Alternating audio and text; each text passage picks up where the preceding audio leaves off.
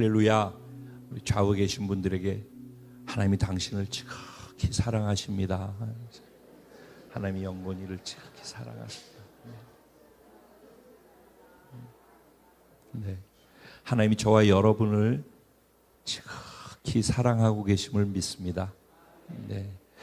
오늘 주신 하나님의 말씀은 사도행전 1장 6절부터 11절까지 말씀 되겠습니다. 사도행전 1장 6절부터 11절까지 말씀입니다. 제가 한 절, 여러분 한 절 교독하시고 11절 말씀은 한 마음으로 합독합니다. 제가 6절 먼저 시작하겠습니다. 그들이 모였을 때 예수께 여쭈어 이르되 주께서 이스라엘 나라를 회복하심이 이때니까 하니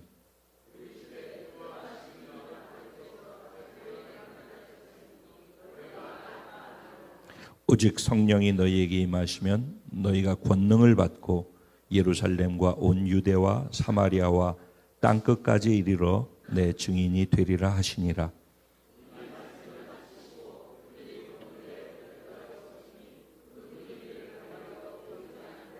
올라가실 때 제자들이 자세히 하늘을 쳐다보고 있는데 흰옷 입은 두 사람이 그들 곁에 서서 다 같이 이르되 갈릴리 사람들아 어찌하여 서서 하늘을 쳐다보느냐 너희 가운데 하늘로 주신 이 예수는 본 그대로 오시리라 하시니라. 아멘. 오늘 이 본문 말씀 가지고 성령님이 자기 삶을 주독케 하는 복된 자가 바로 저와 여러분입니다. 이런 제목으로 주시는 은혜를 나누고자 합니다. 오늘은 금요일 날이 오순절이라고 했죠. 오순절이고 교회력으로 오늘이 성령 강림 주일, 오순절의 의미상의 주어를 가지고 오순절의 의미를 기억하고 묵상하면서 그것이 오늘 예배하고 있는 저와 여러분에게 그대로 실현되어지기를 간절히 바라는 그런 마음으로 드려지는 예배이지요.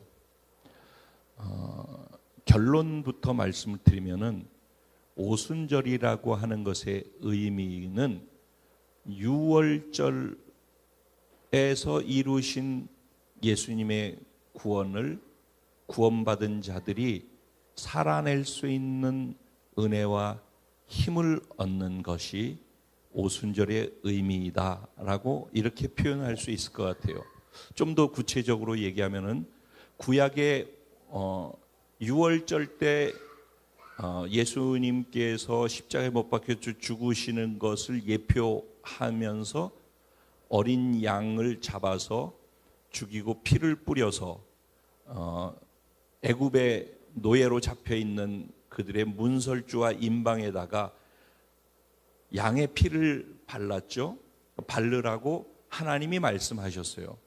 그래서 하나님의 말씀하신 것에 순종해서 양의 피를 문설주, 머리 이 문지방 여기하고 이 양 옆에다가 기둥에다가 피를 바른 순종한 사람들은 애굽의 장자를 죽이려고 왔던 죽음의 사자가 그 피를 보고서는 그 안으로 들어가서 죽이지 않고 그 집을 넘어갔어요. 죽음의 사자 저주가 피를 보고 넘어간다라는 얘기죠. 그래서 넘어간다, 유월했다. 그래서 유월절인 거예요. 근데 그게 무엇을 상징하는 예수님께서 십자가에서 죽으시면서 흘리신 그 피를 믿음으로 자기 마음속에 내 죄가 예수의 피로 내 안에 이렇게 다 덮여졌기 때문에 내가 용서를 받아서 저주와 사망이 내게 들어오지 못하고 넘어간다라는 걸 믿는 것과 똑같은 거예요. 그래서 유월을 통해서 저주와 죽음이 넘어가는 어린 양의 피, 예수의 피를 통해서 구원받은 자들이 이제 시내산으로 출애굽해서 넘어갔어요.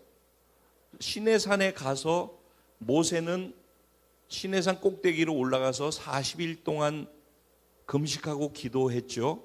그래서 40일 동안 하나님하고 만나서 교제하고 친구처럼 시간을 보냈다고 했어요. 그러면서 하나님께서 그때 모세에게 주셨던 것이 뭐냐면은 십계명 두 돌판과 이스라엘 백성들에게 하나님의 백성으로서 어떻게 살아야 될지에 대한 하나님의 말씀을 허락해 주셨어요. 그 말씀을 받은 날이 언제인가? 오순절 날이에요. 그러니까 구약 시대 때 오순절은 구원받은 자에게 구원받은 자는 어떻게 살아야 될지에 대한 기준 되는 말씀을 주신 것이 오순절이었단 말이에요. 그런데 그 말씀을 받고 이스라엘 백성들이 40년을 광야에서, 정확하게 하면 40년이죠. 40년을 광야에서 살고 가나안 땅에 들어가서 그 말씀을 지키려고 살고 그렇게 했는데 결국 그 말씀을 지켜 행했어요? 그렇게 못했죠. 그래서 나라가 세워졌다가 나라가 망했어요. 그리고 다른 나라의 포로로 노예로 잡혀가서 나라 없는 백성으로서의 2000년 가까이를 살게 되어지는 거죠. 그래서 유대인들은 존재하되 이스라엘이라는 나라는 지구상에서 없어졌던 거예요. 언제까지? 1948년도까지 이스라엘이라는 나라는 지구상에서 2000년 가까이 사라져서 없는 거예요. 그랬다가 다시 이스라엘이 나타난 거예요. 그런데 그렇게 이스라엘이 예수님이 탄생했던 그 시기가 로마의 통치 시기였는데 그때까지 살면서도 하나님이 예수 믿는 사람, 하나님의 백성 유대인들은 이렇게 살아야 돼라고 기준을 주신 것이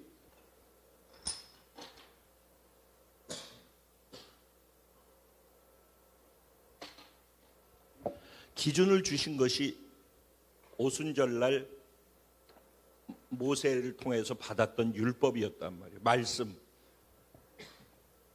근데 그 기준되는 말씀을 예수님 오실 때까지 못 지켰다라는 거예요. 아니, 더 노골적으로 얘기하면 지킬 수가 없다라는 거예요. 하나님의 백성은 영이신 하나님의 백성이고 영이신 하나님의 말씀 또한 영에 속한 말씀이에요. 이 말을 잘 기억하세요. 제가 몇 번 이 표현을 쓰는데 성경에 이렇게 기록되어 있는 이 말씀이 우리에게는 글자로 보이지만은 이게 하나님이 주신 말씀이거든요. 그래서 영에 속한 말씀이라고요.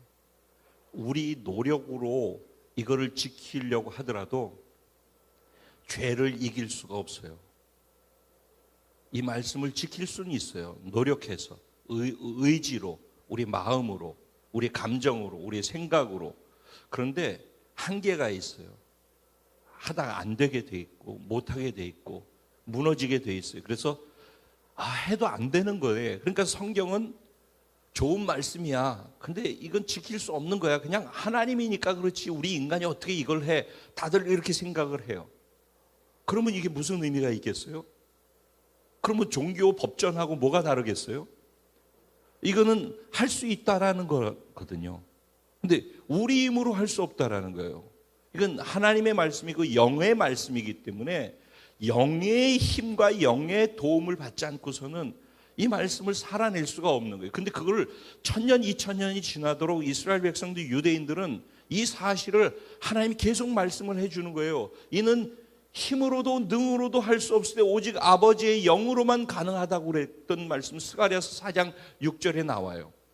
이런 것도 구약시대 때도 계속 강조를 했어요.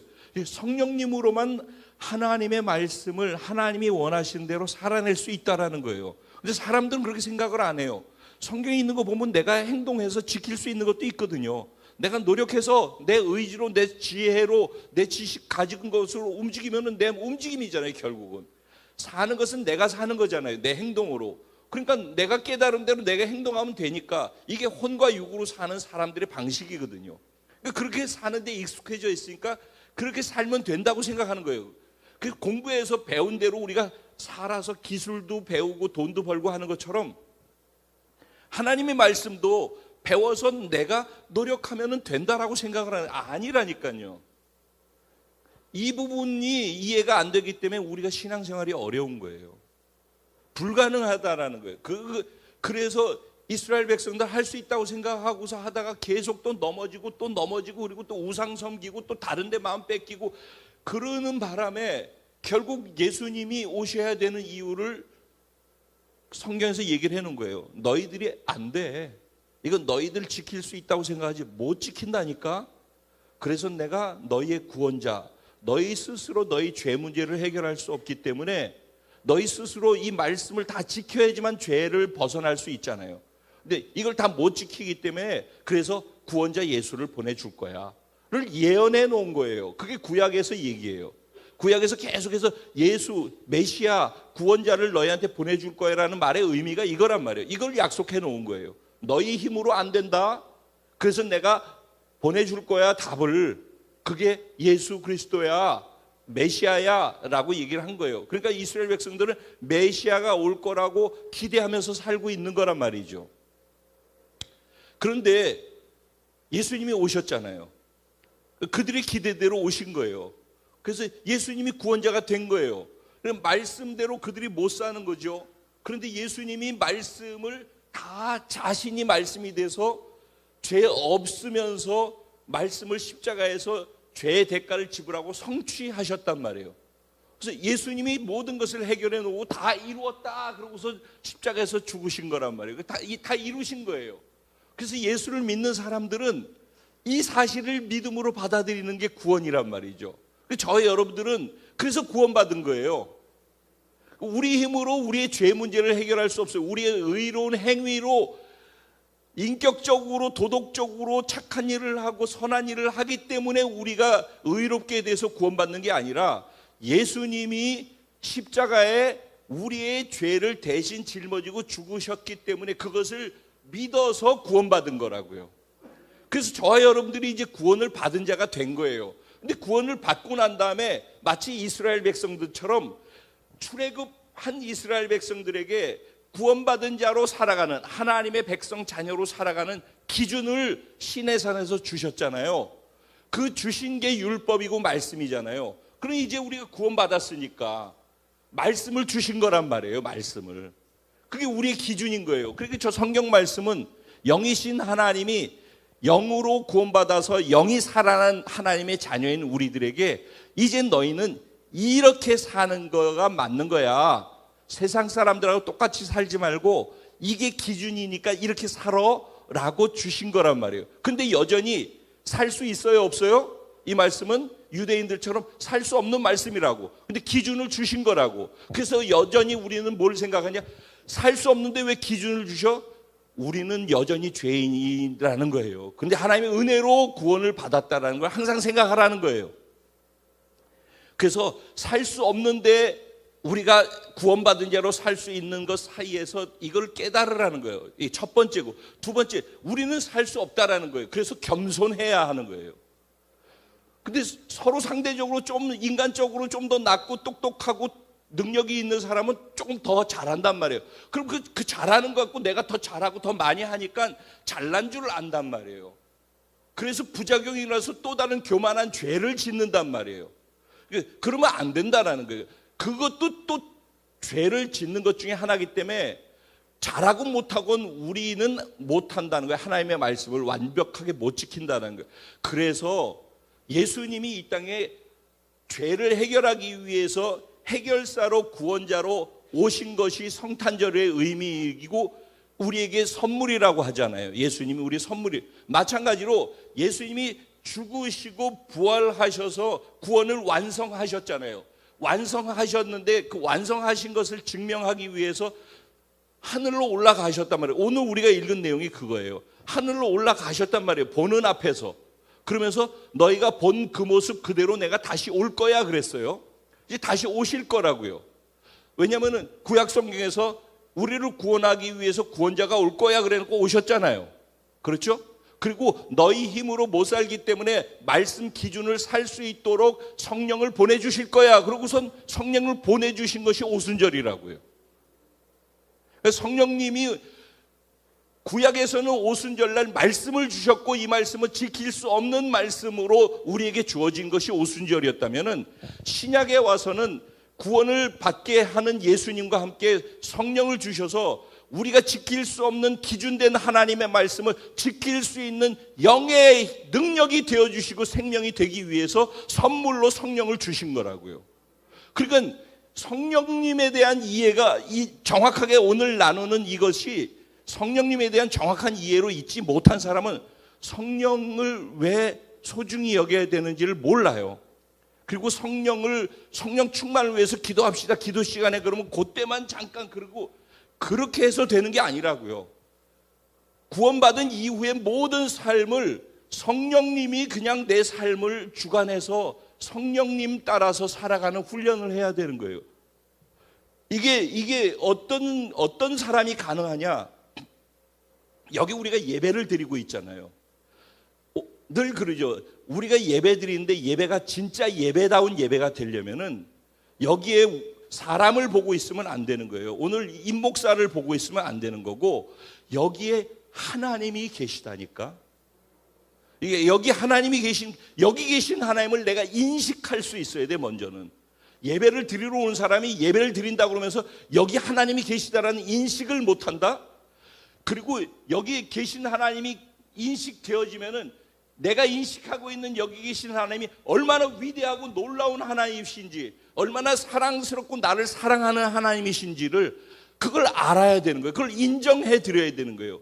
그래서 이게 하나님이나 하나님의 성품이나 하나님의 능력이나 하나님에 속한 모든 것이 나에게 여기 앉아 있는 사람에게 실제가 돼야 된단 말이에요. 여기 그분이 계신 것이 실제가 되고 그분의 능력과 그분의 사랑과 그분의 모든 것이 실제가 돼서 인정해 드릴 때 그 실제인 상태에서 여기 계신 그분을 만나서 내가 반응하는 반응이 예배라고, 그분께 표현하는 표현 방식이 예배라고. 그래서 내 마음이 움직이고 내 몸이 움직이고 내가 움직이는 그 움직임이 예배란 말이에요. 그러니까 이렇게 드리지 않는 예배는 참석은 하는 것이에요. 예배 참석은 하되 예배자는 못 된다고요. 근데 왜 이게 중요하냐? 여기에서 드리는 시간과 공간을 정해놓고 이렇게 예배 드리라고 하고 이렇게 예배를 훈련을 시키고 이렇게 하는 게 예배요라고 이거를 그렇게 얘기를 하는데 여기서 그걸 못하는 사람이 이제 요 문 밖에 나가서가 실제 우리의 삶 아니에요? 여기서 드리는 걸 예배라고 하고 요 문 바깥에 나가서부터 남은 모든 시간을 삶의 예배라고 표현을 해요. 그러면 삶의 예배 속에 여기에서 하나님 임재해서 계신 것을 인식하고 인정하고 반응하는 훈련을 요 짧은 시간에도 못하는 사람이 이 문을 열고 나가서 사람들 만나고 있고 차 마시고 있고 설거지하고 있고 내 할 일 하고 옆에서 공격하는 소리 듣고 문제 있어가지고 상황 때문에 마음 빼앗기고 혼돈 속에서 막 정신없이 살고 있는 그 홍수 같은 세상 속에서 거기에 하나님이 그 홍수 위에 좌정하고 계신, 이 설교는 다 들었잖아요. 그 말이 이런 말이라고. 홍수 위에 여전히 좌정하고 계신, 내 삶의 현장에서 소용돌이 속에 여전히 거기에 좌정하고 계신 하나님을 인식할 수 있는 사람, 그 가운데 그 하나님을 내가 아는 하나님, 위대하신 하나님, 전능하신 하나님, 병이 걸려서 이 병을 치료하실 수 있는 하나님이 여기 나와 함께 하시다라는 인식과 인정이 있어서 그 고백 속에서 나오는 말과 행동과 표현과 반응, 그걸 삶의 예배라고 하는 거예요. 여러분, 이런 것들을 정확히 알고 신앙생활을 해야 돼요.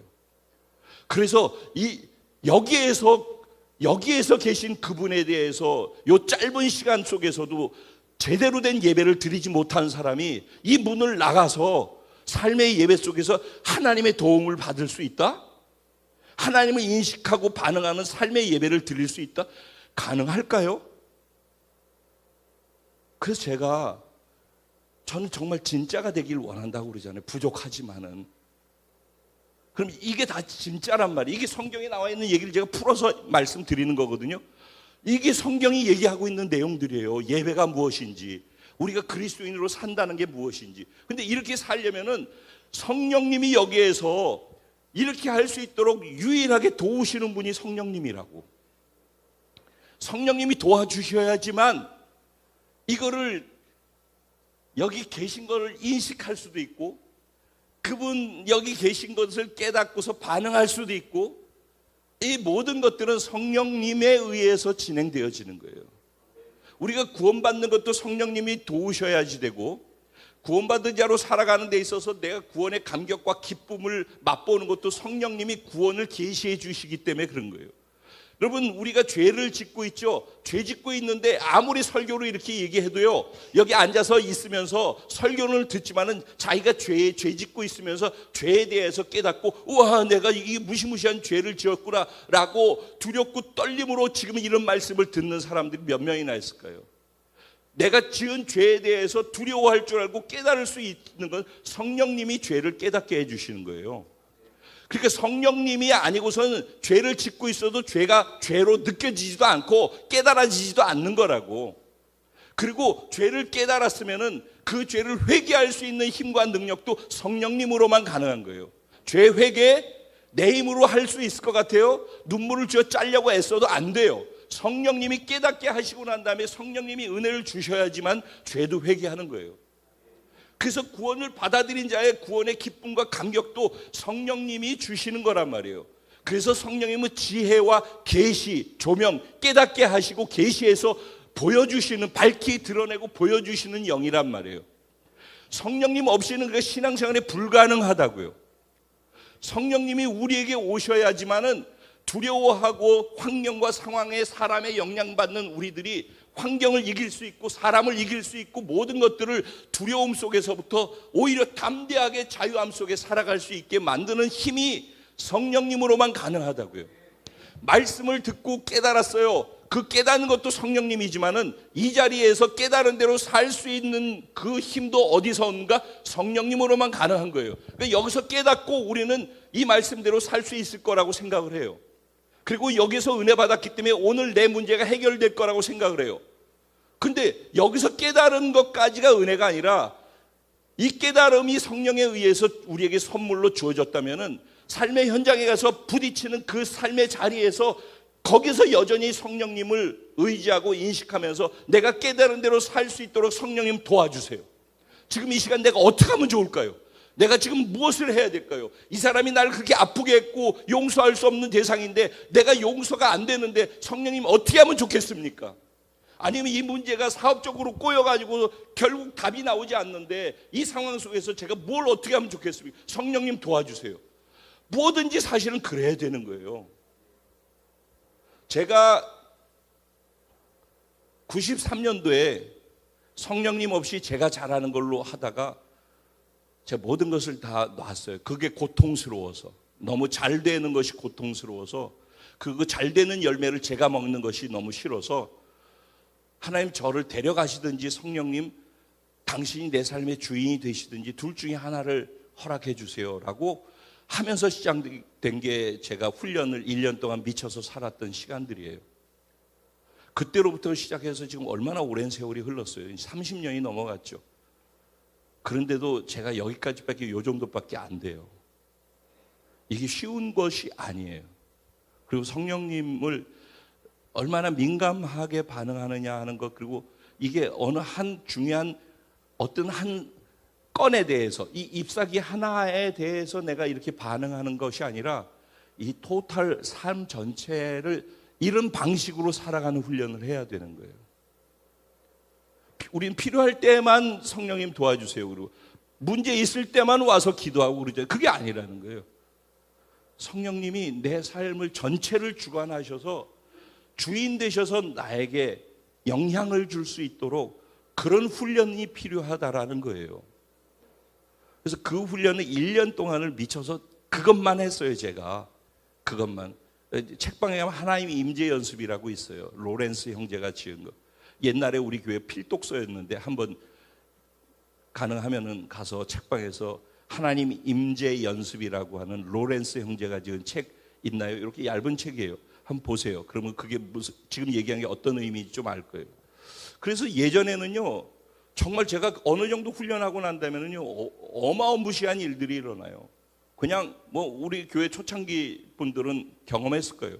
그냥 하나님이 이렇게 있다가 갑자기, 그러니까 일반적인 상황으로 우리가 이해하는 걸로 해가지고선 이해가 안 돼요. 왜냐면 이렇게 설교하고 있는데 갑자기 설교하다 말고선, 예를 들어서 지금 그 난궁제섭 자매님한테 가가지고선 머리에 손을 얹고 기도해라. 그러면 지금 이 분위기 속에서 설교하다 가서 하면 여러분들 어떻게 생각하겠어요? 이해 안 되죠. 근데 그런 돌발적인 것들을 훈련을 위해서 요구하신단 말이죠. 그리고 모두가 다 기도하고서 둘씩 짝지어서 기도하고 있는데, 지금 우리 둘이, 예를 들어 둘이 기도하고 있단 말이에요. 근데 저 멀리 저쪽에도 둘씩 다 기도하고 있을 거 아니에요. 여기서 기도하고 있는데 갑자기 저쪽이 기도하고 있는 저 사람한테 가서 기도해 주래요. 여기 이거 그만하고 이제.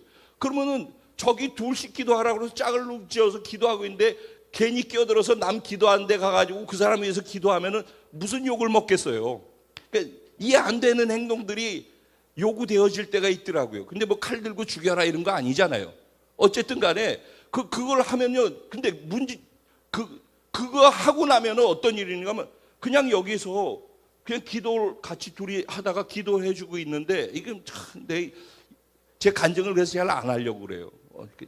어쨌든 근데 오늘 간증이 나오는데 성령님 때문에 나오는 거예요. 성령님 얘기하느라고. 그래서 기도를 해주라고 해서 이렇게 같이 기도를 서로 잡고 기도를 하고 있는데 갑자기 이런 얘기를 하래요. 그러면 왜 자매님 그 어머님을 그렇게 힘들어 하셔요? 이렇게 얘기하래요. 이게 스코틀랜드에 있을 때 있었던 얘기를 하래. 그러면 이거 밑도 끝도 없이 제가 한국 사람이 처음 본 그 스코틀랜드 여자한테 같이 갑자기 기도하다 말고 그런 얘기 하는 게 얼마나 말이 안 돼요. 근데 그렇게 얘기를 하잖아요. 그럼 막 우는 거예요. 어떻게 아냐는 거예요. 뭐 이런 거예요. 그래서 이렇게 기도하다가 그러다가 저쪽으로 가가지고서 이제 둘씩 기도하고 있는데 가서, 예를 들어 7년 형제 있는데 가서 기도를 하라 그래서 둘이서 부부가 기도하고 있는데 가서 제가 갑자기 이거 하고 있는데 모두가 그런 식으로 짝 기도를 하고 있는데 가서 기도를 한단 말이에요. 그러면 얼마나 이상하겠어요? 근데 더 문제는 뭐냐면은 가서 그 하라고 그래가지고 이렇게 하잖아요.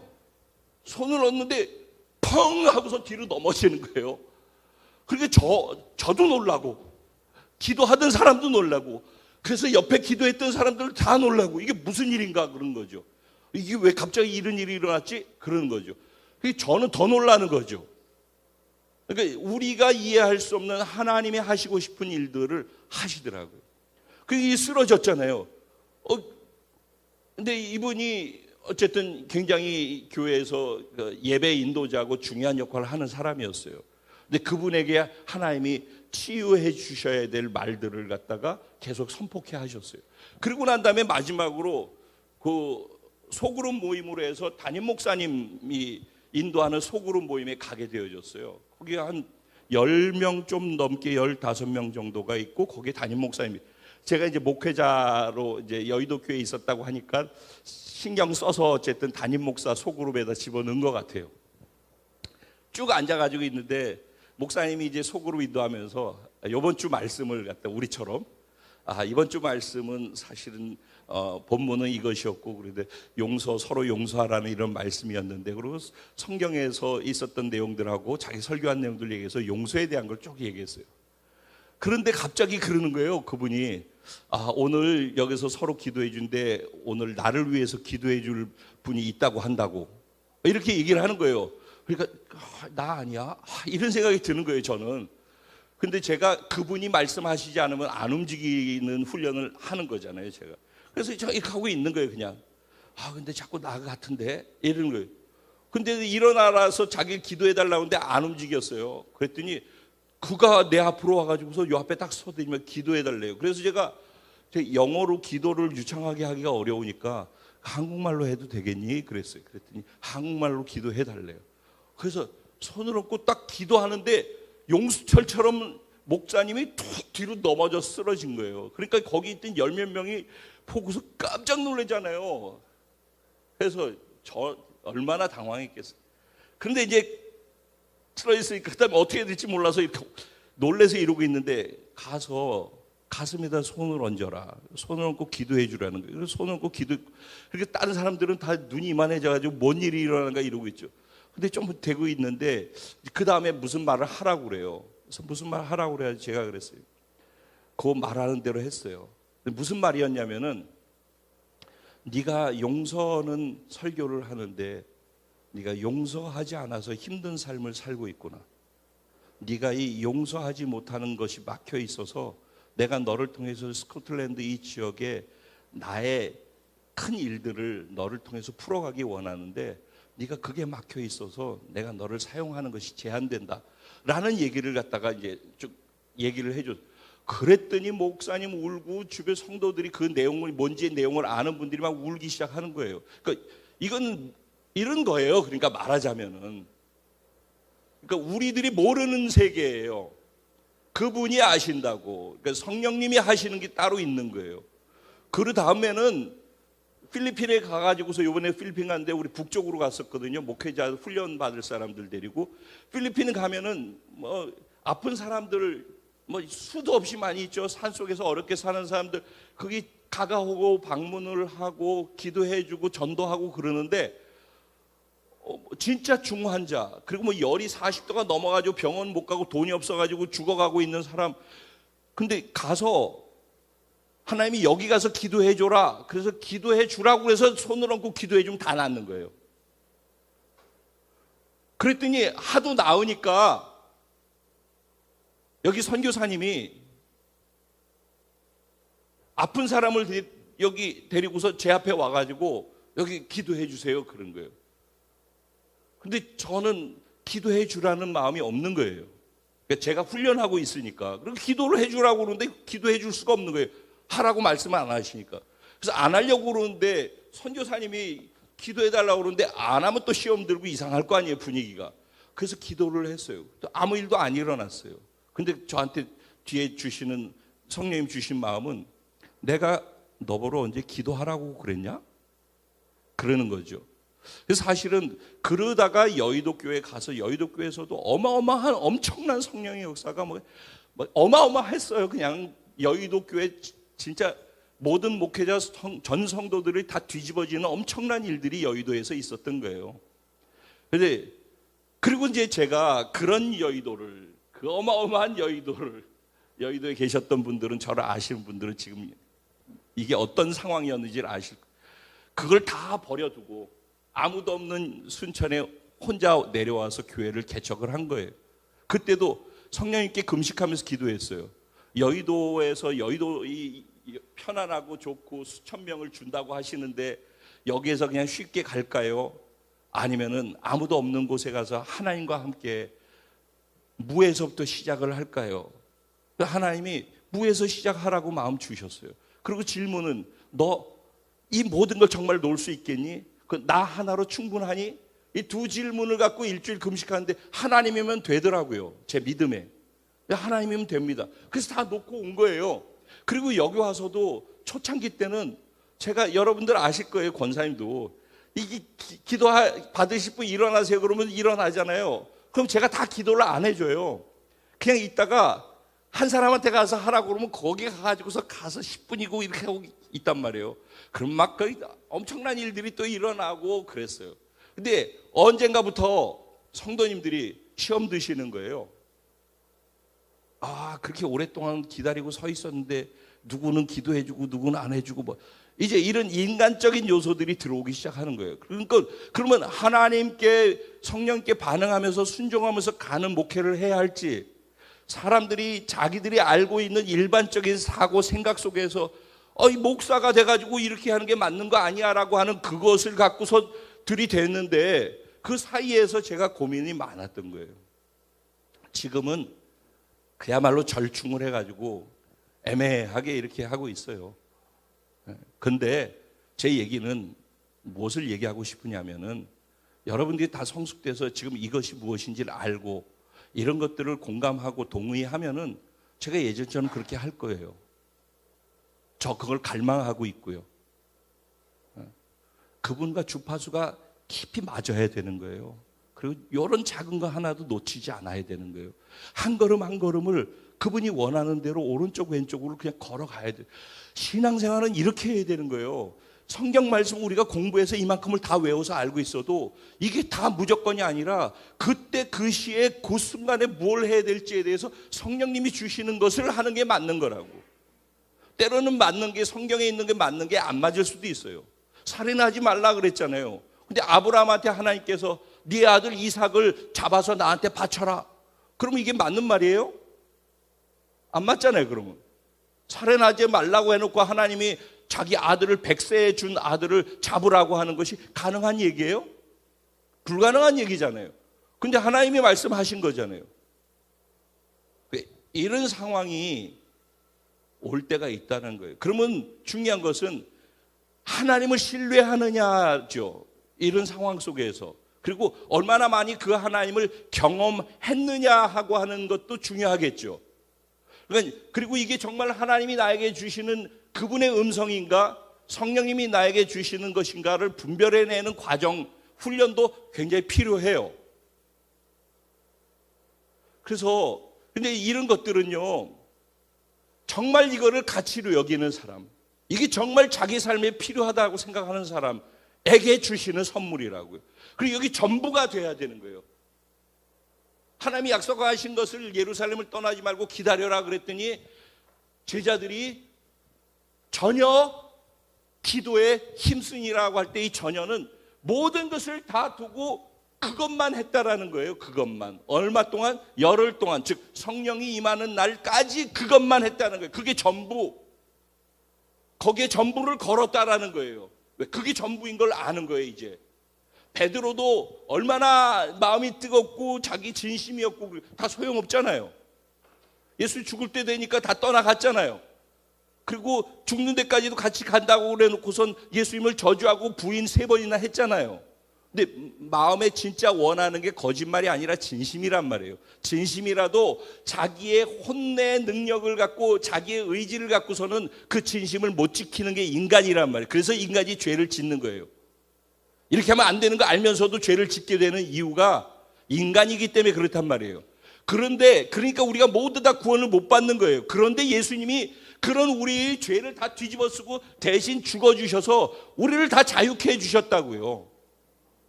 그 대신 이제 구원받은 자로 살아가는 기준은 존재하고 있잖아요. 그것을 살아내는 것이 중요한데 그것은 우리의 의지로 불가능하다는 걸 가장 수지자인 베드로를 통해서도 우리가 경험하잖아요. 성령님 아니고선 답이 없다니까. 신앙생활은 구원받은 자로 살아가는 삶은 성령님 아니고서는 불가능해요. 근데 마치 이거를 설교 한 편으로 듣고 잠깐 생각했다 잊어버리고 성령님 금요일 날 잠깐 나와서 성령님 충만하게 해주세요 이런다고 되는 게 아니라는 거예요. 내 전부를 다 걸고선 이게 전부가 돼야지 된다고요. 그리고 오늘 본문에 나오는 거에서 이제 오늘은 시간이 없으니까 그냥 뭉뚱그려서 얘기를 할게요. 금요일 날 또 기회가 있으니까 본문은 금요일 날 좀 더 나눌게요. 오늘 본문에서 중요한 거는 1절부터 4절 사이에 보면은 제자들에게 예수님께서 죽으시고 부활하셔서 자신이 부활하셨다라는 것을 확증해서 나타내 보이셔서 친히 얼마 동안? 40일 동안. 그러면서 40일 동안 부활하셔가지고 한 가지 유일하게 계속해서 하시고자 했던 거 있었어요. 그게 뭐라고요? 하나님의 나라에, 하나님 나라 일에 대해서 말씀하셨다는 거예요. 예수님이 죽으시고 부활하셔서 40일 동안 제자들하고 있으면서 예수님의 관심사, 예수님이 제자들에게 하늘로 올라가기 전에 유일하게 그들에게 확인시켜주고자 했던 건 뭐냐면은 하나님의 나라를 그들에게 알려주고자 했던 거예요. 그렇게 공을 들이고 이제 오늘 우리가 읽은 내용은 이제 40일을 다 하나님 나라 일만 얘기하다가 올라가기 직전인 거예요. 그런데 그 질문이 오늘 우리가 읽은 본문에서 시작되는 거예요. 6절. 그들이 모였을 때 예수께 여쭈어 이르되 주께서 이스라엘 나라를 회복하심이 이때이니까. 그들이 지은 질문이 뭐예요? 무엇을 회복하기를 원해요? 하나님의 나라 회복을 원해요? 너무 이상하지 않아요? 예수님은 죽었다가 부활해서 진짜인 것까지도 다 증명하고 난 다음에 같이 있으면서 계속 동고동락하면서 40일 동안 하나님의 나라를 얘기를 했단 말이에요. 그리고 올라가는 마지막 결정적인 올라가기 직전의 순간에 제자들이 예수님한테 질문한 건 뭐예요? 그들의 마지막 관심사 뭐예요? 근데 이스라엘 회복은요? 그들은 땅에 있는 것의 회복을 원하는 거예요. 예수님은 하늘에 있는 하나님의 나라 영원한 것의 회복을 원하는 거예요. 관심사가 다르다라는 거예요. 우리들이 왜 성령님을 그렇게 갈망하지 못하는가? 왜 내 삶 전부를 걸고서 신앙생활의 전부를 여기다 걸고 가지 못하는가? 관심사가 이 땅에 이스라엘의 회복에 있기 때문에 그래요. 근데 예수님은 하나님 나라의 회복에 대한 일을 계속 말씀하고 계시단 말이에요. 저도 여기에서 이 단에서 여러분들에게 하나님의 나라에 대해서 계속 말씀하고 있잖아요. 근데 이 말씀을 듣기는 하나님 나라에서 듣는데 소화시키기는 이스라엘 나라의 회복을 원해요. 내 문제 해결받고 내 육체 회복되어지고 우리 가정 회복되어지고 그거를 잘못됐다 하지 말란 얘기가 아니에요. 중심축이 이쪽은 관심이 없다라는 거예요. 이걸 통해 가지고 이게 목적이란 말이죠. 그러면 안 된다라는 거예요. 그러면서 이스라엘이 내가 좀 잘 풀릴 때, 내 비즈니스가 잘 풀릴 때가 언제쯤이니까? 우리 가정이 좀 건강하고 좋아지고 컨디션 좋아질 때가 언제쯤이니까? 내 자식이 철들어서 좀 잘할 때가 언제쯤일까요? 땅의 것에 대해서 올라가는 마지막 순간까지도 계속 하나님 나라 얘기를 했는데도 불구하고 관점이 안 바뀌는 거죠. 가치와 목적이 전혀 바뀌지 않는 거죠. 그러니까 예수님 뭐라고 그래요? 이건 네가 알 바가 아니야. 이건 네게 속한 게 아니야. 네가 알 바 아니야. 거기에 관심 꺼. 쓸데없는 데다 시간 낭비하고 에너지 소진하지 마. 네가 이제 관심 갖고 네 에너지를 쏟아야 될 것은 딱 하나밖에 없어. 성령이 너에게 임하시면 너희가 권능을 받고 예루살렘, 유대, 사마리아 땅끝까지로 내 증인이 되는 삶을 살아. 즉 증인된 삶을 사는 것이 예수님께서 우리 구원받은 자들이 모든 것에 초점을 두고 살아야 될 가장 중요한 부분이라고 얘기해요. 이게 하나님 나라하고 연결된다는 거예요. 그럼 그 하나님의 나라를 연결해가지고 증인된 삶을 사는 데 있어서 무엇을 증인되어야 돼요? 증인은 보고 듣고 느끼고 경험한 것 실제를 고백하고 나누는 게 증인이잖아요. 내가 경험한 예수가 어떤 예수냐는 거예요. 나는 예수를 어떤 예수를 경험했냐고요. 오늘 여기 임재해 계시다 그런 예수는 내가 경험한 예수는 어떤 예수냐고. 내가 경험한 예수를 예배할 거 아니에요. 내가 경험한 예수를 증거할 거 아니에요. 내가 너 도대체 어떤 예수를 경험했냐고. 내가 경험한 게 없는데 어떻게 증인이 되냐고. 내가 본 게 없는데 내가 어떻게 본 것을 나눌 수 있는 게 있냐고. 내가 본 게 없으니까, 내가 들은 게 없으니까, 내가 나눌 거 경험한 게 없으니까 나눌 게 없는 거죠. 증인된 삶을 못 사는 거예요. 그리고 이 땅의 이스라엘의 회복, 내 개인의 회복을 위해서 신앙생활의 모든 것들이 거기 가 있단 말이죠. 하나님 나라는 뒷전이고 관심이 없는 거예요. 하나님 나라에 관심이 있다면 증인된 삶이 무조건 연결돼서 관심이 되는 거란 말이죠. 근데 이거는 불가능하다는 거예요. 중요한 거는 불가능하다고. 그래서 이거를 근데 이 불가능한 것을 내가 너희한테 맡겨 위임한다. 대위임령. 그게 마태복음 28장의 내용이었잖아요. 그죠? 하늘과 땅의 모든 권세를 내게 주신 너희는 가서 모든 족속으로 제자를 삼아 아버지와 아들과 성령의 이름으로 세례를 주고 내가 너희에게 분부한 모든 것을 지키게 하라. 내가 세상 끝날까지 항상 너희와 함께 있으리라. 이거 뭐예요? 대위임령이라고 해요. 지상 대위임령. 예수님이 이 땅에 오셔서 하셨던 그 일을 우리 보러 하라는 거예요. 이제 예수님이 이 땅에서 오셔서 하셨던 게 뭐예요? 증인된 삶, 구원시키기 위해서 필요한 복음을 전하는 삶. 그래서 마태복음 4장에 보면은요 17절에 이렇게 나와요. 예수님께서 마귀에게 40일 동안 금식하시고 시험 받고 승리하시자마자 이제 첫 사역이 시작되는데 첫 번째 일갈이 뭔지 아세요? 회개하라, 하나님 나라가 가까웠느니라. 이게 첫 번째예요. 예수가 하나님 나라로 여기 왔으니까 예수를 믿고 돌이켜 회개해가지고 하나님 나라를 받으라는 거예요.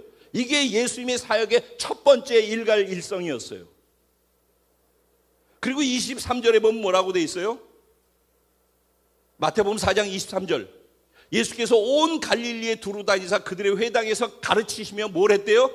하나님 나라의 복음을 전파하시며 백성 중 모든 병과 모든 약한 것을 고치시니, 그 다음에 끝자락에 가면은 수많은 사람들이 예수를 따르니라. 무엇 때문에 따랐대요? 천국 복음을 예수님이 가르치시고 전했기 때문에 그걸 듣고서 사람들이 따랐다는 거예요.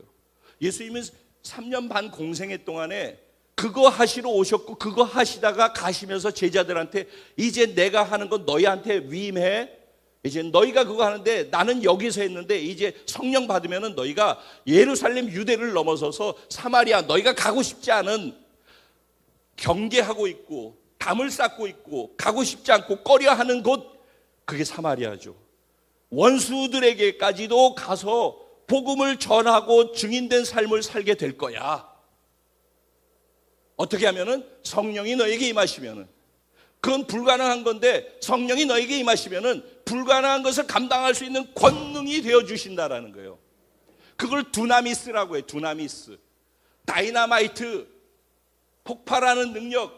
근데 두나미스의 파생된 원어근으로 하면요, 두나마이라고 돼요. 두나마이. 두나마이는 뭐 할 수 있다는 마음이에요.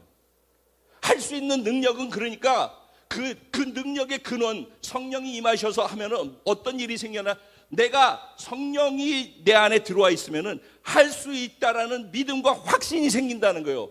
내가 할 수 있어 하고 하면은 그 하는 순종의 행위를 통해서 하나님께서 성령으로 그것을 실제 일어나도록 해서 권능이 되도록 만들어 주신다는 거예요. 그러니까 우리가 할 수 없는 것 성령으로만 가능하다는 거예요. 증인된 삶이 뭐예요? 증인이 뭐예요? 말투스. 뜻이 뭐예요? 순교자라는 뜻이에요. 다른 말로 얘기하면 내가 본 예수, 내가 경험한 예수, 내가 들은 예수, 내가 실제인 예수를, 내가 아는 그 예수를 증인으로서 말하는데, 그 말을 하는데 죽음을, 목숨을 걸고 죽어도 순교하면서도 그거를 말할 수 있는 지경까지 되어져 있는 상태, 그 성령의 권능으로 가능하다는 거예요. 그걸로만, 그 성령의 권능이 그런 거예요.